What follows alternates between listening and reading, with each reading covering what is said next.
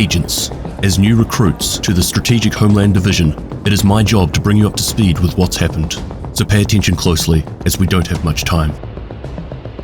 In late November, a man-made disease called the green poison was unleashed into Manhattan on one of retail's busiest days of the year, Black Friday. By early December, New York was brought to its knees. The world watched closely as the events unfold.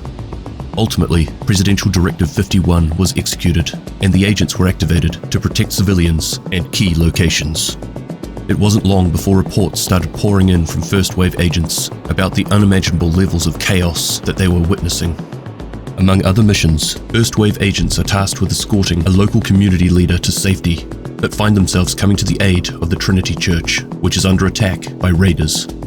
They arrived, but were too late. The group had already left, and had taken a number of key medical personnel with them as hostages. The agents were able to catch up with the raiders on Liberty Island, but this came at a cost. They continued to fight the growing violence in an attempt to restore order to the city, but within days, contact with the entire division team in New York was lost. In early January, a new wave of division agents in the District of Columbia, Washington, D.C., was activated by the president. Food and gas shortages, combined with widespread power outages, created citywide rioting and looting. High-level government officials are relocated to secure sites around the country. After suffering heavy losses on their way into the area, the second wave begins clearing the hostile presence alongside the JTF. The effects of the dollar flu is now being felt across the globe as it continued to spread. Late January, a unit of division agents are sent to a small town in the middle of the US called Silver Creek. Their mission was to quickly and quietly secure and protect a high-value government seed storage complex in the city.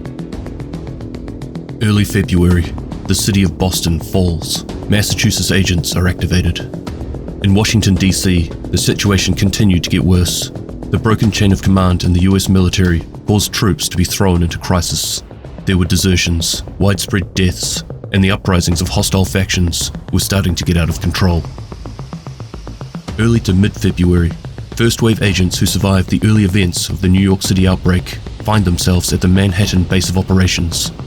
They go on to continue their mission of saving what remains and help in protecting the new peaceful civilian settlements that were starting to pop up throughout the city. It is at this time that they also encounter a new menace that has been plaguing the city, calling themselves Freemen. In March, Silver Creek's power grid went offline, but was subsequently brought back up with the help of the Nelson Botanical Conservatory. By mid-March, following a series of riots, Silver Creek city centre is barricaded to keep future refugees at arm's length. Martial law was established, and the Silver Creek militia was formed. By early May, Washington, D.C. falls.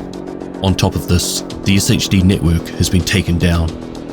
Agents from around the nation are redirected to DC to restore order and repair the SHD network.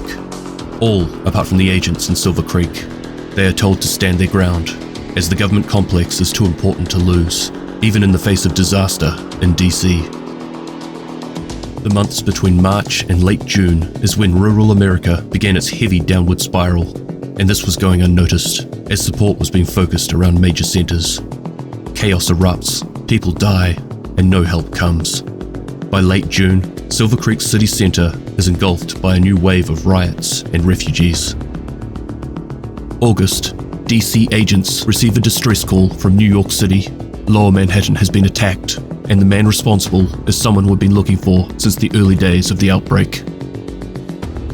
Late August, Silver Creek has been taken over by two warring factions, calling themselves the Vultures and the Reapers. Vastly outnumbered and unprepared, an agent called in for aid over local SHD frequencies. This has just been a brief roundup of events, agents, as this is all that time allows. Command has informed me of a big intel drop coming soon, so stay alert. But for now, you have your placement details, so get out there and give them hell.